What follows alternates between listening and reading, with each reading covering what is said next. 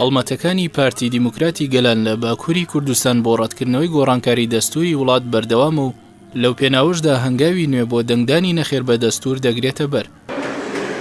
لەگەڵەوەی وادەی ئەنجامدانی ڕیفراندۆم بۆ دەستوری تورکیا نزیک بۆتەوە و تەنیا یەک هەفتەی ماوە بانگەشەی بەڵێو نەخێر بۆ گۆڕینی دەستور لە وڵاتە گەرمترە بێت. هاوسەرۆکانی هەدەپە لە زیندانەوە لە ڕێگەی نامەیەک و پەیامی نەخێر بۆ 2 ملیۆن دەنگ دەرەنێرن و بە پێنجامی ڕاپرسێکیش لەبارەی ڕیفراندۆمەوە ڕێژەی دەنگی نەخێر لە نێوان 53 بۆ لە 60 دەبێت. سەرەڕایەوەی سەلاحەدین دەمیرتاش و فیگەن یۆکسەکداغ هەردوو هاوسەرۆکی پارتی دیموکراتی گەلان لە زیندانەکانی تورکیادان و ناتوانن ڕاستەوخۆ بەشداری بانگەشەکان بکەن،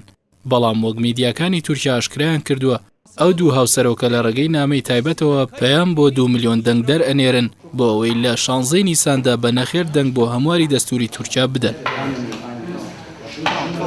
لە نامەکەیاندا هاوسەرۆکانی هەدەپە باسییان لە پێشێلکاریەکانی تورکیا لە دژی هەدەپە و کورد کردووە و داوا لە دەنگدەرانەکەن دەنگی نەخێر لە ڕیفراندۆمی گۆڕینی سیستەمی پەرلەمانی بۆ سیستەمی سەرۆکایەتی بدەن. لەلایەکی دیکەوە جێگری سەرۆکی گشتی پارتی گەلی کۆماری ئەنجامی ڕاپرسێکی پارتەکەیان لەبارەی ڕیفراندۆمەوە ئاشکرا ئەکات و ئەڵێت ڕێژەی دەنگی نەخێر لە سەرئاستی تورکیادا لە نێوان لە 53 بۆ لە 60 ئەبێت و خەڵک لە سیاسەتی دەسەڵاتی تورکیا تێگەیشتووە و ڕێگە نادەن سەرجەم دەسەڵاتەکان لە دەستی کەسێکدا کۆ ببێتەوە.